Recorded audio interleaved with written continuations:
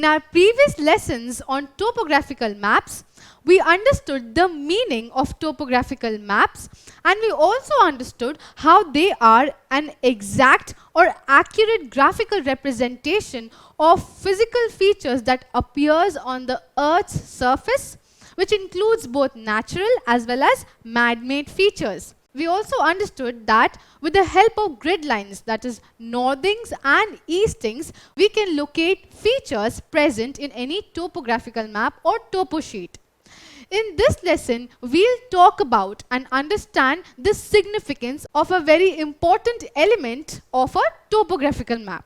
So, an important element of topographical maps is the concentric brown lines. So, in our previous lessons, while we took a look at a number of different topographical maps, we all must have noticed such brown concentric lines across the topographical map. So these brown concentric lines, which are numbered, play a very important role as an element in a topographical map. Now, what exactly are these lines and how do they play an important role is what we are going to look at in this lesson. So these brown concentric lines present in the topographical maps are called contour lines. Now, how do we define contour lines, or what exactly are they? So contour lines are imaginary lines, right? These are imaginary lines that are drawn in topographical maps, and they join places having equal elevation, right? And these are usually denoted in brown color on a topographical map. So as we saw in the previous slide, how these are brown concentric lines. So these are imaginary lines that help us join places having equal elevation. So here we have a representation of a cross section of a particular hill on the topographical map, and how contour lines help us join places with equal or same elevation. So here we can see that we have certain numbers assigned to each contour line, right? So we can see that the value of these numbers or these contour lines keep decreasing as we move further away from the center, right? We see that the value of the contour line at the very center is highest. What does that mean? It means that on the real ground, the tip or the center of the contour line actually represents the peak or summit of a mountain in this particular representation. So we can see that the value of these contour lines keep increasing. Now, as I mentioned, they help us join places with equal elevation. So for example, we have a place A here, and we have a place B here.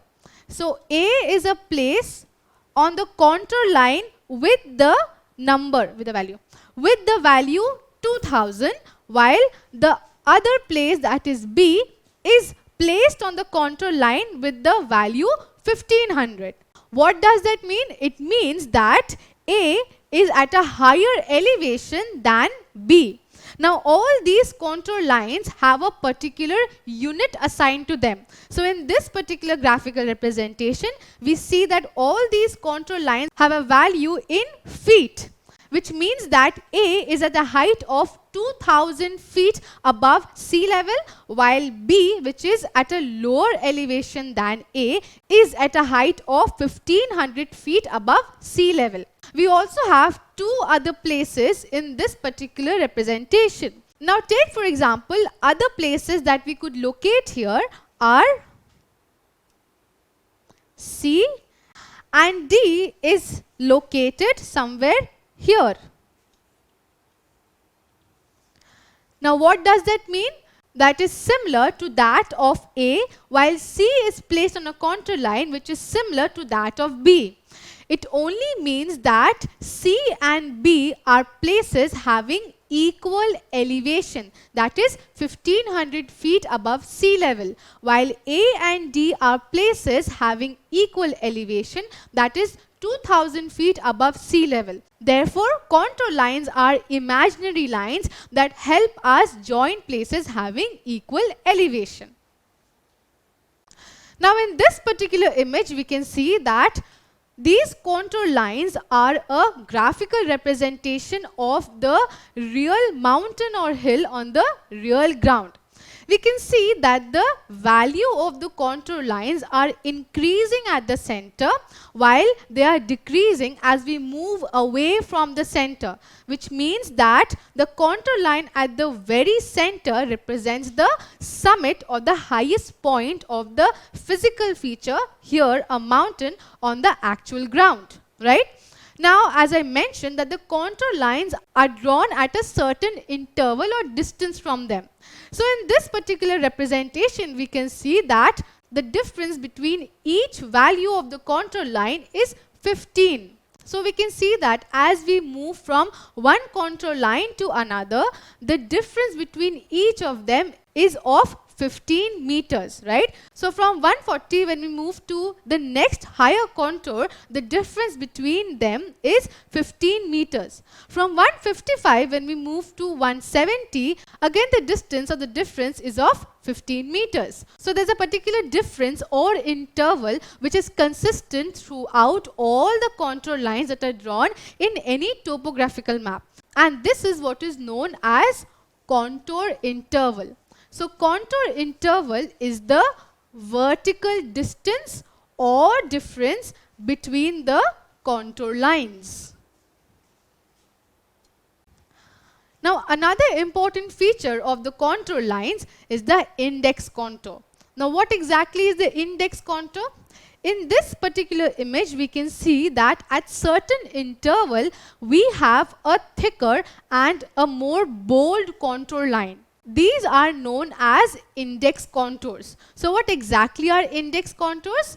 These index contours are bold or thicker lines that appear at every fifth contour line. So here we can see that on moving from one contour to another, at every fifth contour, the line or the contour line gets thicker and bolder. So this is what is known as the index contour. So before we proceed with our lesson, could you help me fill in the blanks?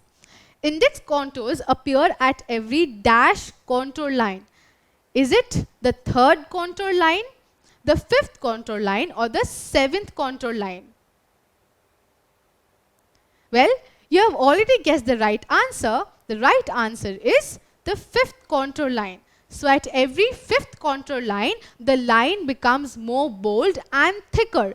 This is what is known as index contour. So index contour appears at every fifth contour line. Now these contour lines are very important or are an important element of the topographical map, as I already mentioned in the very beginning. So why exactly are they important? Because they help us in various things or in better understanding the topographical maps. So these contour lines help us find out the height of a particular area. How so?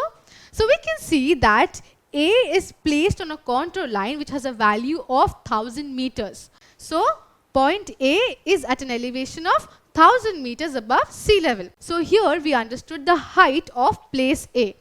Another example could be that of point F. Now point F is placed in a contour line which has a value of 400 meters. It only means that point F or place F is at an elevation of 400 meters above sea level, right? So contour lines help us determine the height of a particular area. Other than that, as already discussed in the definition of contour lines, they also help us join places with equal elevation or same elevation. Now, for example, or place C and place B are located in a contour line which has an elevation of 900 meters. What does that mean? Which only means that point C and point B have an equal elevation of 900 meters. That is, both of these points are located at 900 meters above sea level, right? Another example of the same could be that of F and point E. So point E and point F are located in the contour line having a value of 400 meters, which means that these 2 points has an equal elevation, or point E and point F are both located at an elevation of 400 meters above sea level, right? Now, besides helping us in determining the height of a given geographical area, the contour lines also help us determine the steepness of slope. Let's see how does it do that. So, here is a profile view of the physical feature, a mountain here on the real ground. And here we have the contour lines graphically representing this particular hill or mountain on a topographical map. So here we can see that the contour lines are closely spaced, while in the second one we can see that the contour lines are not so closely spaced, that is, they have more space between each contour lines, which means that they are more widely spaced out. So if we take the profile view of these two contour lines on the actual ground, we can see that the contour lines which are more closely spaced tells us about a slope which is more steep, while the contour lines that are widely spaced from each other tells us about a slope which is gentle. That is, it is not as steep as the first one, right? So these values here are in meters, and they tell us that the first mountain has a steeper slope in comparison to the second one. So we just saw how contour lines help us determine the height of a given area and also understand the steepness of a slope. Now, the steepness of a slope is what we can also find out by drawing a cross section of the contour lines. Now, what do we mean by drawing a cross section of the contour lines? Well, drawing a cross section means to map the contour lines in a profile view of a physical feature on the real ground. So let's first see how we can draw a cross section, and then see how we can use this cross section to identify any physical formation on the given geographical area. So here we have a illustration where we see that the contour lines are given and they all are numbered. They are numbered from 900 to 400, 900 being the highest elevation. Now we can clearly see that we have drawn a line across all these contour lines and have named it A and B. Now to first draw the cross section, we will draw two vertical lines from point A and B of line AB. So from A we draw a straight vertical line, and then from B we draw another straight vertical line. Now we'll give a base to these two vertical lines where we will map or draw the cross section.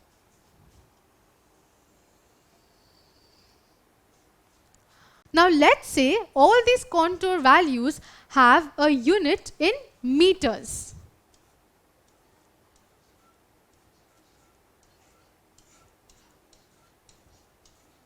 And for the scale of my graph, I would take 1 centimeter on my graph equal to 200 meters. So let us put down the values on the graph and then draw the cross section.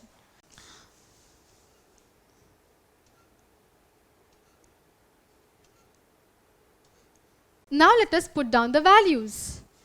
200, 400, 600, 800 and finally 1000. Now do we need a value higher than 1000? No. Why so? Because the highest contour that we are going to map is of 900. So we do not need a value more than 1000. So that much would be enough. Now we do the same thing on another vertical line that we drew from point A. So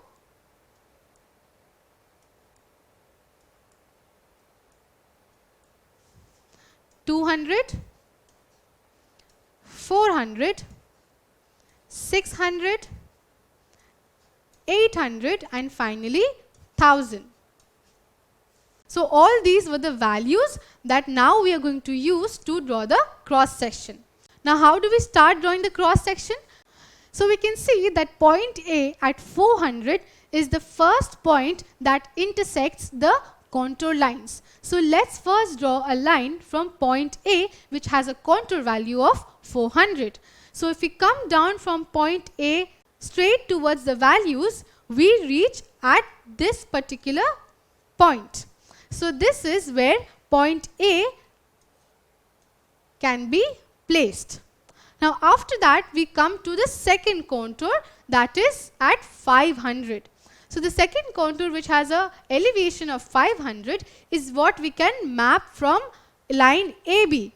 So from line AB we come down till we reach 500. That is between 400 and 600, right here. Then we go to another contour value, that is 600. So we come down and reach at 600. Then we map 700, that is between 600 and 800. Then with the same thing with contour value of 800, and finally the contour value of 900, that is between 800 and 1000. Now we have to do the same thing with regard to all the contour lines again, but on the right hand side corner. Now let us start from 900. So we come down and we stop at 900. Then from there we go to another contour line and map 800. Then we come to 700, that is between 800 and 600. Then the same thing for all the other contour lines.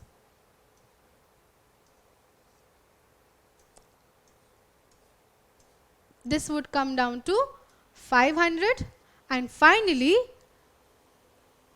from point B we come to 400. Now that is how we draw a cross section.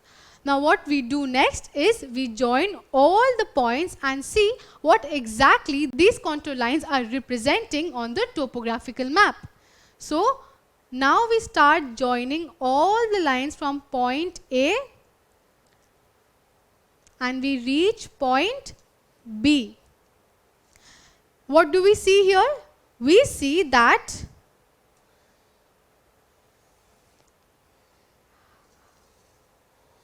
a figure of a conical hill has been formed, which only means that the contour line that we have just mapped, or the cross section of the contour lines that we just drew, represents a conical hill on the real ground. So this is how we draw a cross section.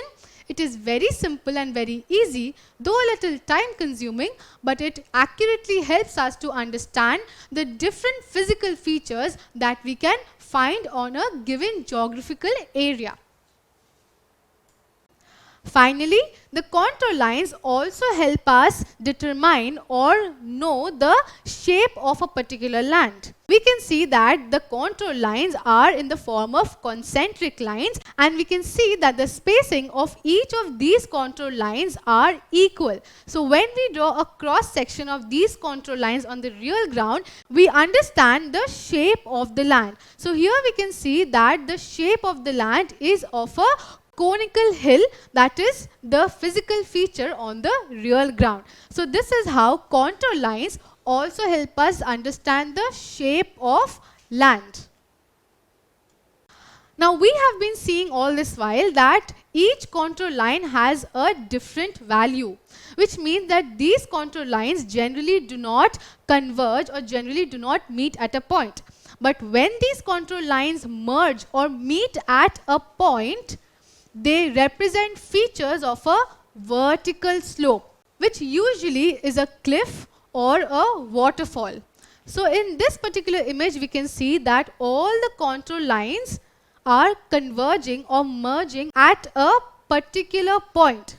So there's a river that flows through this particular area, and where all the contour lines are merging, there we have a waterfall, right? So when the contour lines merge at a particular point, it means that it is representing a vertical slope, either of a cliff or of a waterfall. We have learned this far how contour lines can be used to map and identify different physical formations present on the Earth's surface. We learned a while ago how we could draw a conical hill using the cross section by the contours. Now let us proceed with the lesson by taking a look at how contours can help us map and study other landforms like plateaus, ridges, and also valleys. So coming first to this particular cross section, we see that unlike the cross section of the conical hill, we do not have a very closed innermost contour. We see that the innermost contour has a wide gap between its sides. This is because when we draw a cross section of this particular contour, we get a flat top, which is quite justified for a landform which is a plateau. We all know that plateaus are highland area with a flat top, a flat terrain, because of which the contour lines that represents a plateau usually have a wide gap in between the sides of the innermost contour. So when we draw a cross section of the same, we get the top of a plateau. Besides that, we can clearly see that the surrounding contours have a steep edge. That is, they are closely spaced at the two margins. Why so? Because these closely spaced contours, when mapped or when a cross section is drawn out of them, we get the steep edges of a plateau. So a plateau which has a steep edge and a flat terrain can be drawn out of the cross section from such a contour representation. So this is how we can use the contours and draw a cross section to find landforms like plateau. Now let us take a look at another representation of a plateau. Now we have been seeing all this while that contour lines help us determine the slope of a particular land. It also helps us in determining the shape of a land, where we saw examples of a conical hill or mountain. Well, other landforms that can also be identified with the help of contour lines are plateaus. So how does contour line represent a plateau? So the contour lines representing a plateau are normally closely spaced at the steeply sloped margins, with the innermost contour showing a wide gap between the sides. So here we have a graphical representation of the plateau. So we see that contour lines are closely spaced at the steep margins while they are wide apart from each other at the center. Now why do we have such a unique representation of a plateau? Because we all know that a plateau is a high elevated land which has a flat terrain. So it almost looks like a table and is often referred to as a tableland too. So when we represent a plateau with the help of contour lines, we have the contour lines more closely spaced at the steep margins, just like a plateau has, and then we have a wide gap in between the innermost contour line that accurately represents a plateau. So this is how contour lines help us identify other landforms like plateaus besides mountains or conical hills. Now, other important landforms that can be identified with the help of contour lines is a ridge. Now, what is a ridge? Well, a ridge is a chain of mountains or hills.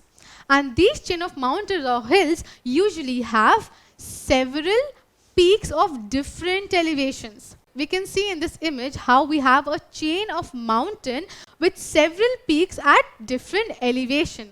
So a ridge is basically a chain of mountain or hill which has several peaks at different elevations. Now how do we use a contour line to identify a ridge?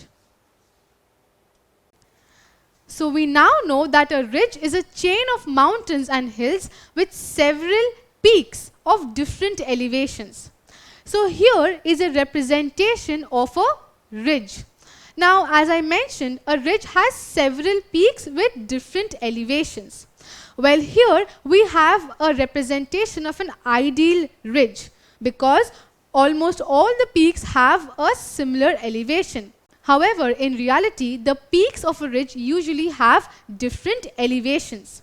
Now, what is so special or unique about the contour of a ridge? So, unlike the contour of conical hill, we do not have only one innermost contour, but we have a number of contours in the innermost circle of the contours. So, we see that we have 3 innermost circles which represents the 3 peaks of the ridge of the chain of mountains or hills, whichever landform we are representing. So here we have a ridge which has 3 peaks and each have almost the same elevation. We also, by drawing a cross section and mapping the contours in reality, see that this particular ridge or chain of mountains or hills has a gentle slope. So as we already studied earlier, contours not only help us determine the physical feature present on the earth, but also the shape and steepness of the slope of that particular landform. So the contour lines that represents a ridge are usually drawn at a close space. That is, the contour lines are closely spaced to each other when we are representing a ridge. And these contour lines have a value that increases as we move towards the center. So we can see a graphical representation of a ridge. Now ridge, as I mentioned, is a chain of mountains or hills. So this chain of mountains or hills has several peaks with different elevations. So this ridge is represented on a topographical map in such a manner where we see that the value of these contour lines increases or is highest at the center. So this is how a ridge looks like on a topographical map. Now other features that also can be identified with the help of contour lines is a col. Now what exactly is a col? Well, a gap or a low point between 2 higher areas. Now the 2 higher areas can be 2 mountains, 2 hills or 2 peaks of a ridge, right? So it can usually be 2 hills or 2 peaks of a ridge, and this is what is called a col. So in this particular image, can you help me identify a col? So we can see that here we have a ridge, that is, we have a chain of mountains with several peaks at different elevations. So to identify a col, we can say that between the 2 peaks of the ridge, the gap between them is what is known as a col. Now when this gap is very wide or wide enough, it is called a saddle. So in the same image, we can see that we have a wider gap between 2 peaks of a ridge. So this here makes a saddle. So when the gap is wide enough between 2 peaks of a ridge or between 2 hills, it is known as a saddle. Now when a saddle has a road or a transport route passing through it, it is called a pass. Now here we have a saddle as I just explained. Now in between that, if we have a road or a transport route passing through the saddle, then it is known as a pass. So the saddle, the col and the pass all are a part of the ridge. So the contour lines that represents a col or a saddle is usually in the shape of an hourglass. So we can see in this particular image how the concentric lines are drawn. They are drawn in such a manner. And they have concentric lines that gets closer and closer as we move towards the center. So here we have the shape of an hourglass when we draw contour lines that represents a coal or a saddle.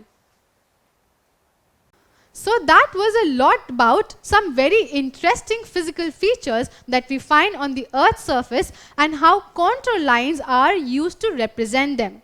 Now another very important and significant feature that we find on the Earth's surface is a valley. So now how do we use the contour lines to represent a valley? Well, the representation of a valley is right opposite to that of a conical hill. For a conical hill, just like we have a summit, that is a top portion, and it is somewhat represented like this.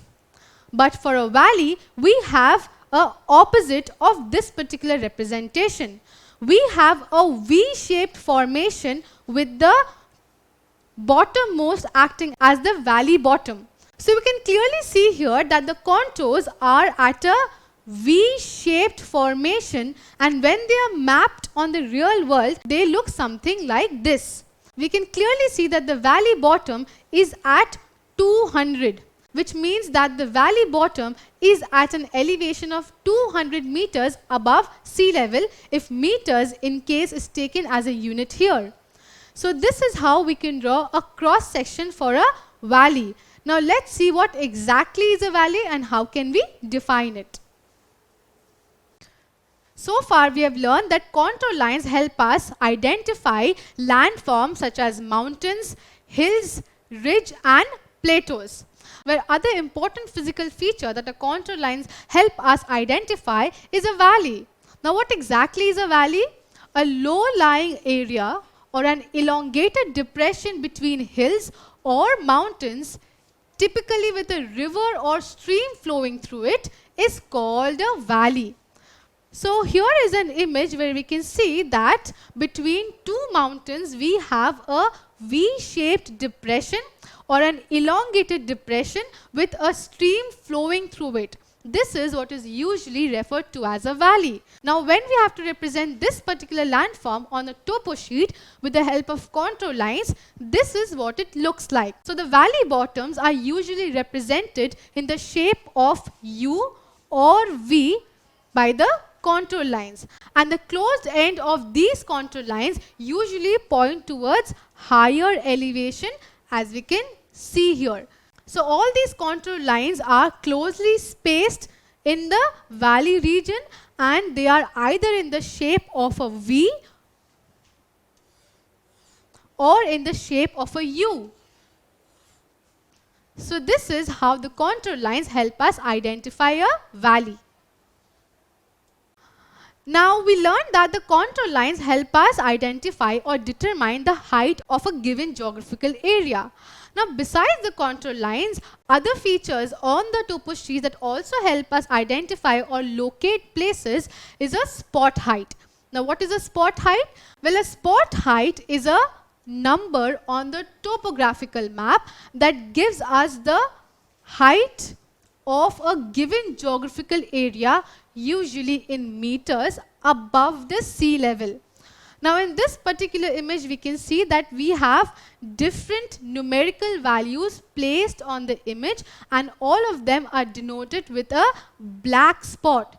So this black spot is what represents a spot height of a given geographical area. So the values are usually represented like this. We can see that towards the margin the value is less, while as we move towards the center the numerical value of these places increases.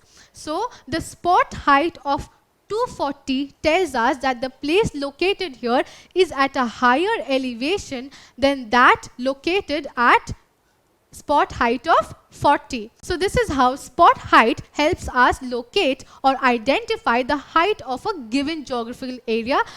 We have triangular heights. Now similar to the spot height, we have triangulated height. Though spot height can be used to identify any given geographical area, the triangulated heights are typically used to denote the height of a mountain or a hill. Now though the spot height helps us know the height of any given geographical area, triangular heights help us determine the height or top of a mountain or hill. So triangular heights are denoted by triangle symbol, as you can see on this image, and these help in spotting the top of a mountain or hill. So on both these images we can see that the triangular height at 310 tells us that the top of a mountain is at a height of 310 meters above the sea level. So in this lesson, we were able to understand the importance of contour lines and how these contour lines help us know a lot of things about a given geographical area. We understood that the contour lines does not only help us know the height of a place, the shape of the land and the steepness of a slope, but it also helps us identify physical features or landforms like a mountain, a hill, a ridge, a plateau, a valley and many other such things. In our next lesson, we'll learn more about topographical maps and look at some other important features that are present in a topographical map. Don't forget to subscribe to our channel and hit the bell icon. You can also register for free at DeltaStep.com or download the DeltaStep app to learn one-to-one with our amazing teachers or to get access to all our 5,000 plus amazing videos as per your school syllabus. Master each topic with our adaptive practice technology. Get million plus questions with step-by-step solutions and unlimited mock test. Get all your doubts resolved instantly. Learn via games and win amazing prizes like PlayStations and iPads. So at DeltaStep, learning is not just fun and easy, it is rewarding too. So register for free now.